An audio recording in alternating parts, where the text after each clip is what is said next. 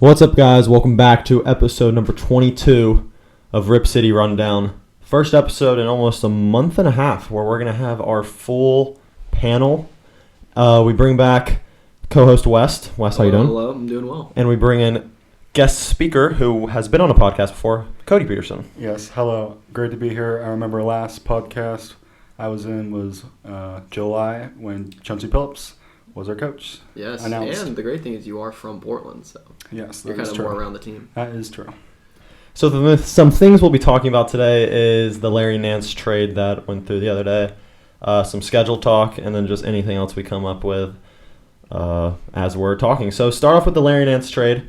We pick up Larry Nance and we send out Derrick Jones Jr. and a protected first-round pick. It's got a bunch of protections on it, like through 2028 or something, but basically that pick is not that valuable.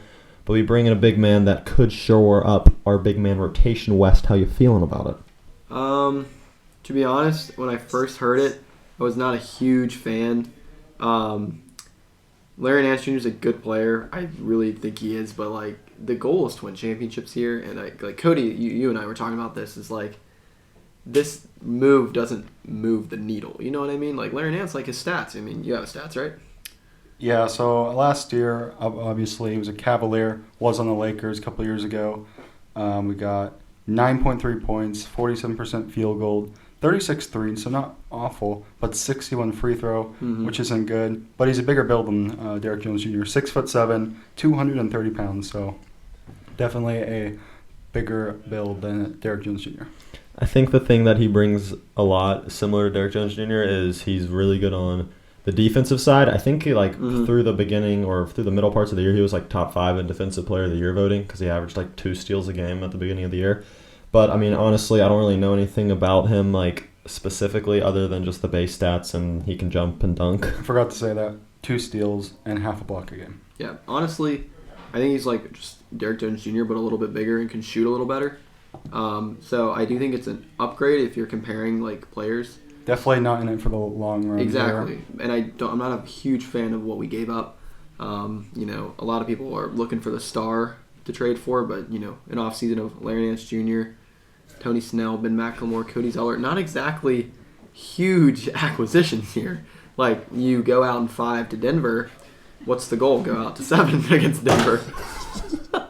Sorry, our co-host is having some trouble right here, but just to try to get back on track. It's just a little frustrating. The Blazers were originally targeting Lauri Markkanen, who ended up being the main piece of the deal. And he ended up in the 3-team deal because it was a 3-team deal. Yeah, so don't really know what the whole talks about that. He ended up going to Cleveland. So he went to Cleveland. Chicago got Derrick Jones Jr. in the pick. And I maybe will another say pick. I was kind of doing a little bit of research on the deal, and this is on CavaliersNation.com.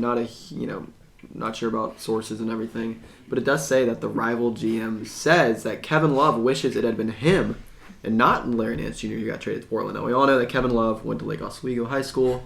He was he's an Oregonian through and through. He is a little older. His contract is pretty bad, but I just don't really, guys.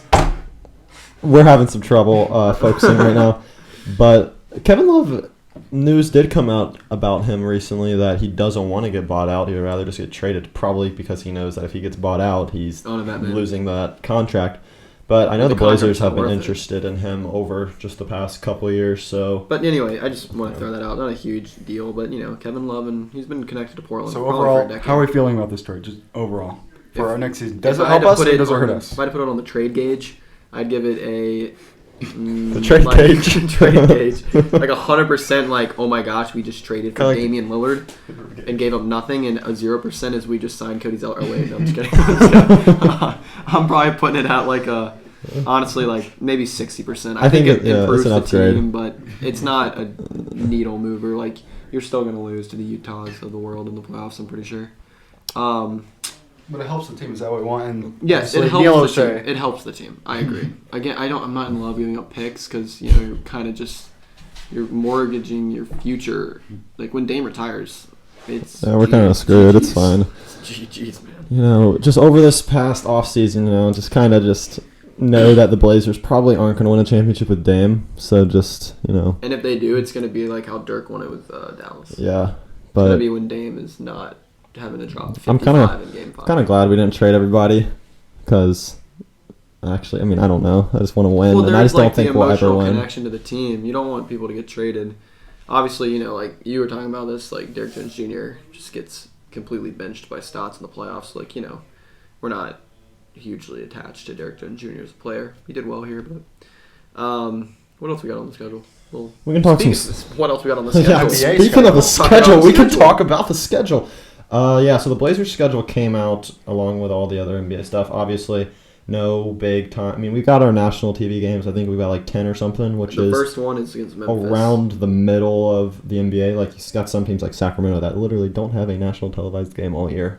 And then tough for probably the them. Lakers. You get Lakers have 20. like 39 or something. Oh my gosh.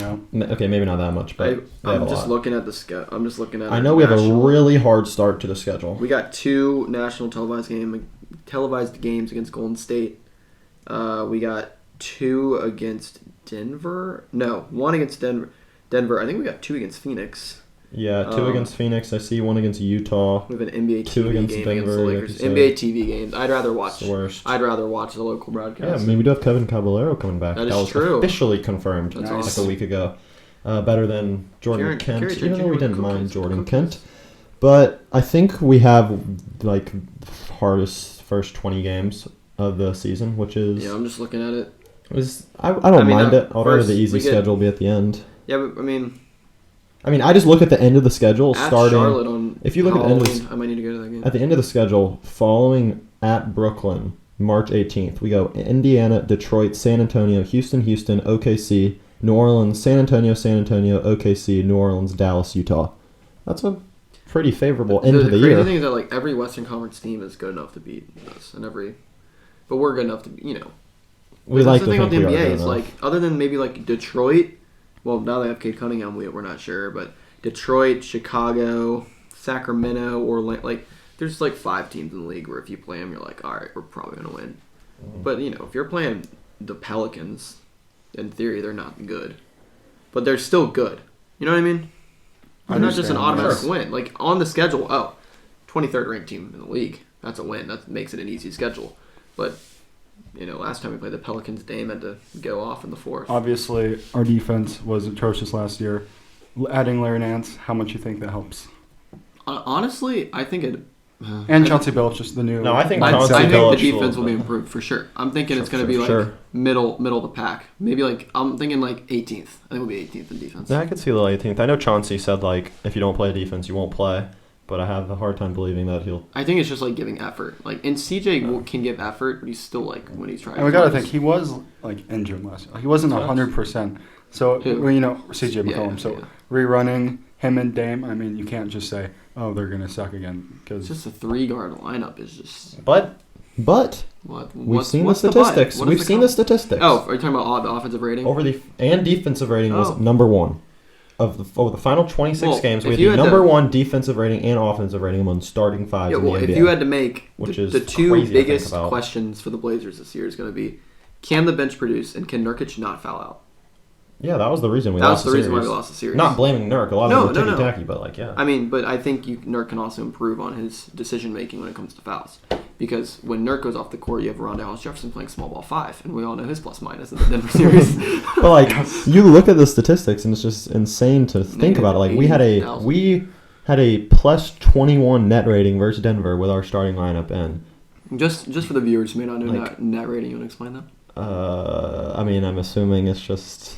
No, I'm just messing with I you. don't really know what it means, but I know that we were the best in the playoffs among starting lineups. But when you got Enes Kanter going in there and just Is net rating not plus minus? it might be. I'm not sure. I'm genuinely curious. Yeah, I couldn't tell you. But anyway, those would be the big questions for the Blazers this year. It'll be interesting to see how our offseason acquisitions are going to be factored in. In y'all's opinions, what do you think was the best offseason move for the Blazers? And you can't say the same one. How about that? Well, there's just Well, I Cody think- Zeller, I think that- Tony Snell, Ben McLemore, Ben McLemore, and Larry Nance. and re-signing Norm. I'd say resigning Norm. I'll say. I would agree with you. I mean, yeah, I would say that's number Or letting one. Zach Collins go. He's Is that committed. the best I offseason mean, move? we could see I mean, looking at his Instagram, letting Melo go the best offseason. Obviously, Letting Norman Hollis Powell. Jefferson go. Letting Canner go might have been the best. Actually, okay, Canner was just bad in the final series. That's it. Melo. Yep. Melo, I Literally like couldn't Melo. I forgot about Melo going to the Lakers. I mean, congrats, you're ring chasing, mate. I mean, yeah. Yeah. I think it's for that. He just wants to play with LeBron, you know. I think Or it's do you the think- same. Honestly, Playing though, I with think the LeBron Larry is ring Nance move, chasing. the more I think about it, the more I think it's better than people are going to realize. Like, I do think he fits the mold of this team. An athletic big. I did like Derrick Jones Jr. though. And does he play the 4?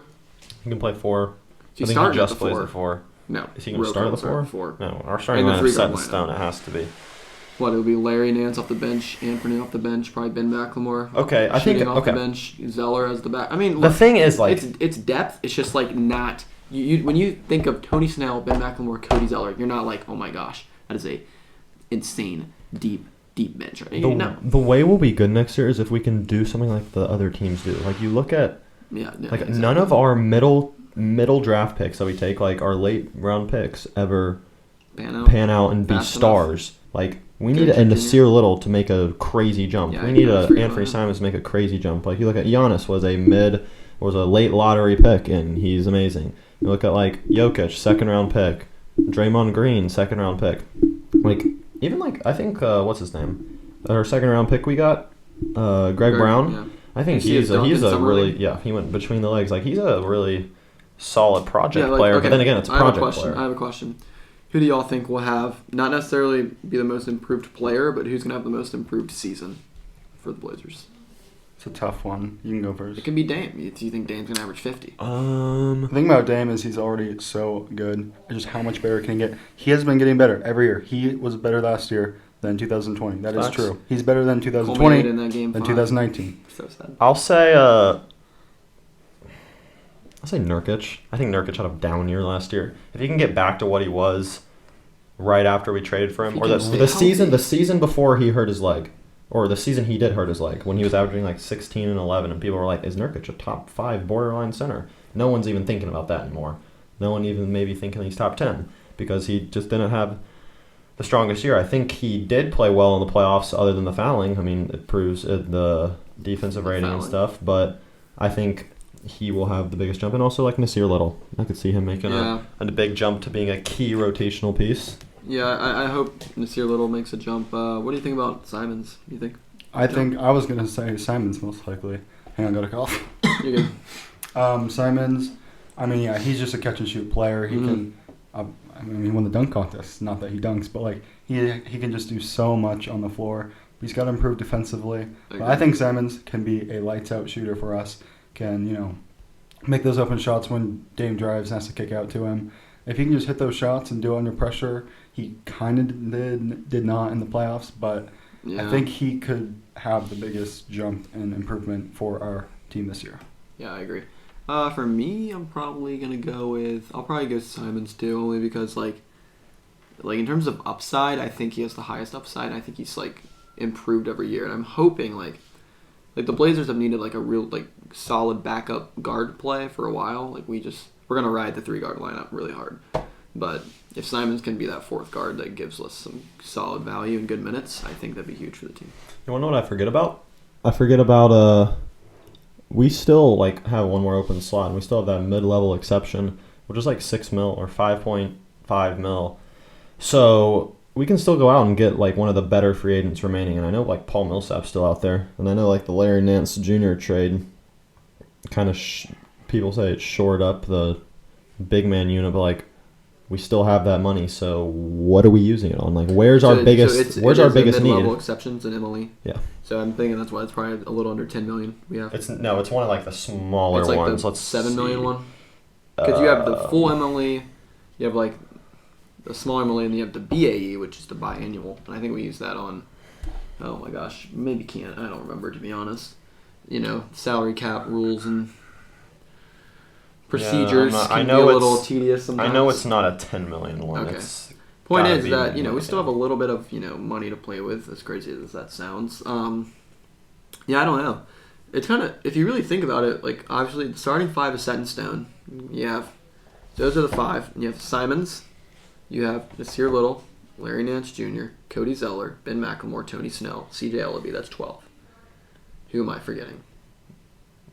exactly. doesn't It's really hard to think matter. off the top of the head. Like CJLB's I not guess touching the is floor. Greg Brown going to be on the two-way? The point is that, Yeah, we have Greg Brown and then Trendon Walford are two final. The two people we picked in the second round are signed, undrafted. so we have another guy if we want to go get. Maybe I like just don't know, backup. Maybe probably. I would say guard. No, I would say wing. Wing guard. I'd say okay, no, I'd I would say say wing wing. actually, given the fact that we have a guard Can never playing have wing. enough. I mean, even Tony Snow and Ben Malcolm were guards. Yeah, I would say a wing or just like a four. four. Paul Millsap, honestly, it's a good. Maybe just get a guy for some veteran leadership. All right, I have a don't know. question. I have a question for you guys because, I think a lot of Blazer fans get upset with the way offseasons go. Are y'all happy with the offseason acquisitions or no? This is the first part of the question. No, Okay. Okay, I'm not either. Okay. Just no big moves. I don't know. I say no here's the- hesitantly because I don't know how Okay. it could have been better. Okay. Well, that kind of leads to my second point. Would you have been? Okay, you're gonna say yes, but do you think it's fair that if the expectations weren't so high? Like, I think my point I'm trying to make here is that I think a lot of Blazer fans, myself included, got a little too like it's harder to trade for a star than people realize. I think, especially being a small market team, people don't want to sign here in free agency. And B, we don't have any really tradable contracts other than CJ, and Neal's not going to trade CJ. So, I think the point I'm making is expectations were a little too high. Like, I think Neal O'Shea should get credit for the marginal moves he makes. Like, I think he works with what he's got. I think he could be more aggressive, but I think expectations were maybe too high. Is that fair? Is that fair I to think say? the reason that people don't like Neal O'Shea is exactly what you said. He makes good marginal moves, but that's it. Like, he doesn't make the big move. And I don't think he really had the option to make a big move this year unless it was like Ben Simmons. But we saw the asking price they wanted for Ben Simmons, and the more and more I Yes. thought about it, Ben Simmons was probably not going to be Yes. the best One. pickup.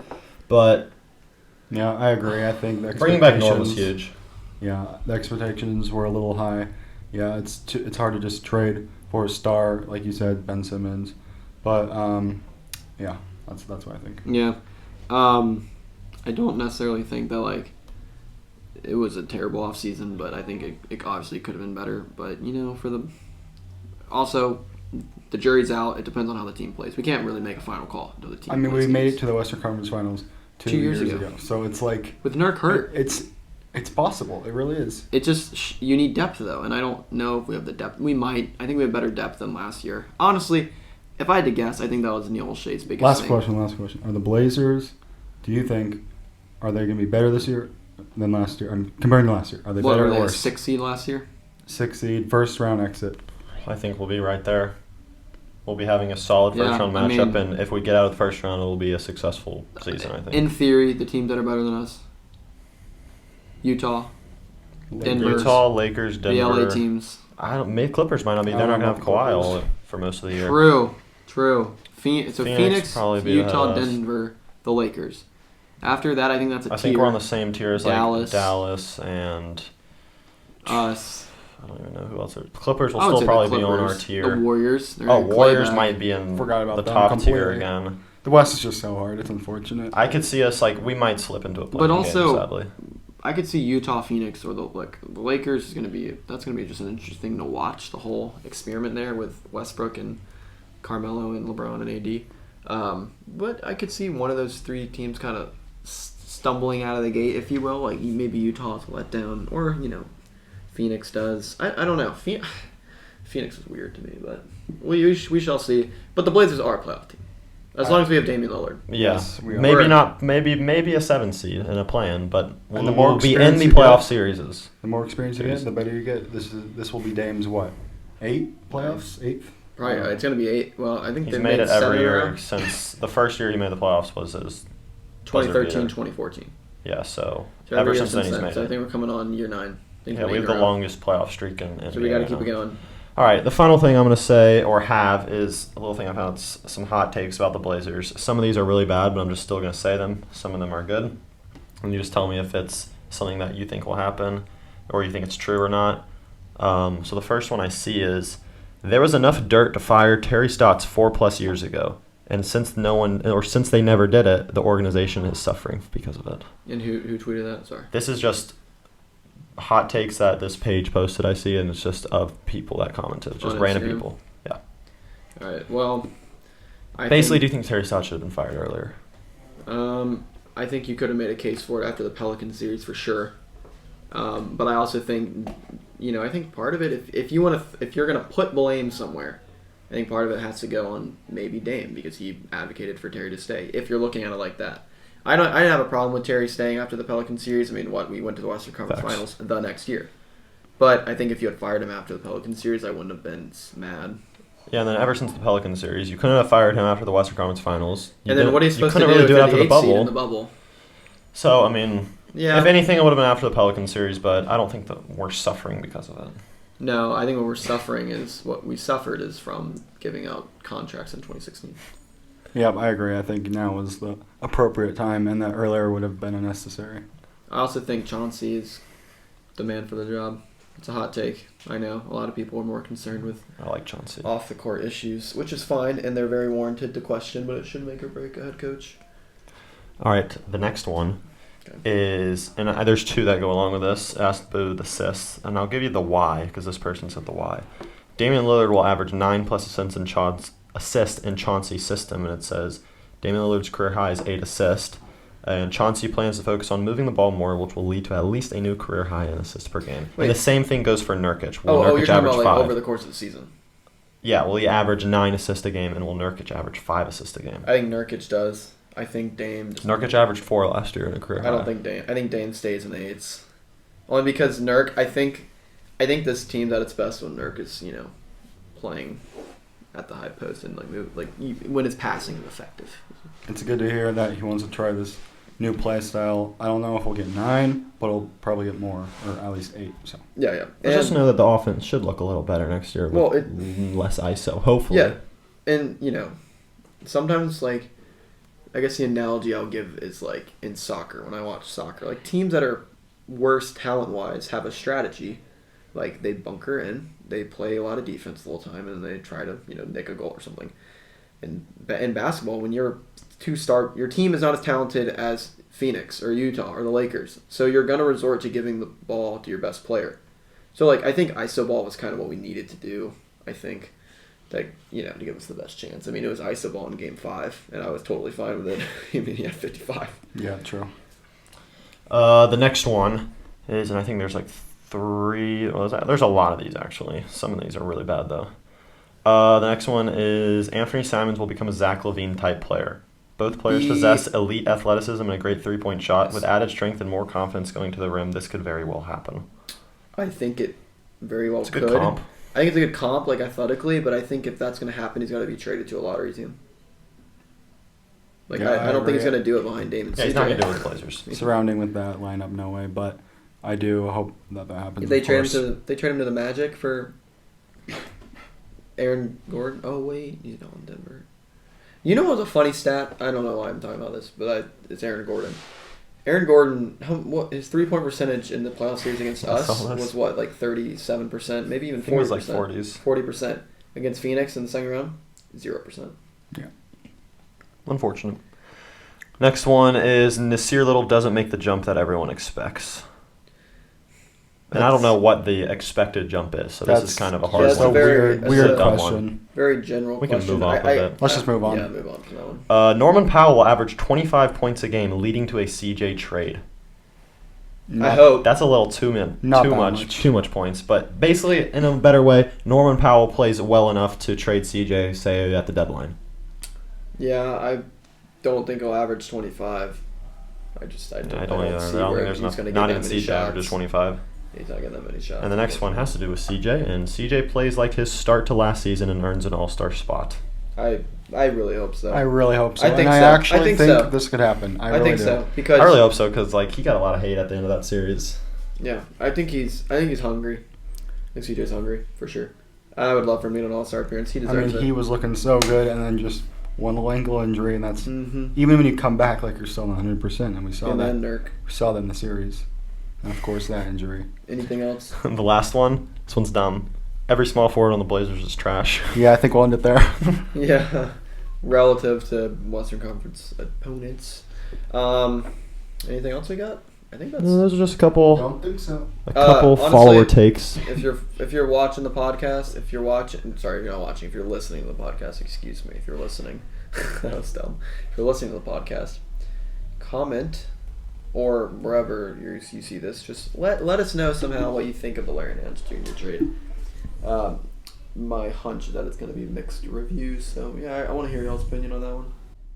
Yeah, I mean, anything else, boys? That is it. Make sure to subscribe if you're listening on YouTube. Hopefully, within the next coming days, we might start getting a little reward for doing this podcast. You know, we've been working on that for maybe 4 or 5 plus years. Yeah, trying to get someone to happen with YouTube. You just quote reward, aka means you guys know. We don't need to say it. Yeah, you know. And then if you're listening on Spotify, then the last podcast was the best podcast we've had ever. So go listen to that. If you listened on YouTube, go over to Spotify and just click listen and then clear. Also, just get the numbers up. Also, let me just throw in, let me just plug you guys. Go follow Dame.Daily. Dame.Daily, yeah. CJ.Daily, is that what it is? Daily. CJ.Daily underscore, maybe? I don't even know. And rip.city.rundown. You can't get the person in here. Yeah, those were the times of daily pages. Dame Daily is so going 800 plus days strong. Yeah. Unfortunately. It's not as bad as it sounds. Dame and CJ, they're fantasizing about that championship ring in Portland. Oh, I did see that quote. And, I followed Dame Setback on Instagram, and he was like, these boys are clowns, because it was like Dame and CJ like fantasizing about winning, because he wants Dame to get traded to like Philly or something. Tough. But that's not going to happen because the Blazers are going to win the championship next year. Dang right. Well, thanks for watching, listening. Dang, I said watching. Thanks for listening, guys. That's it. That's all we got. All right. Peace. Go Blazers.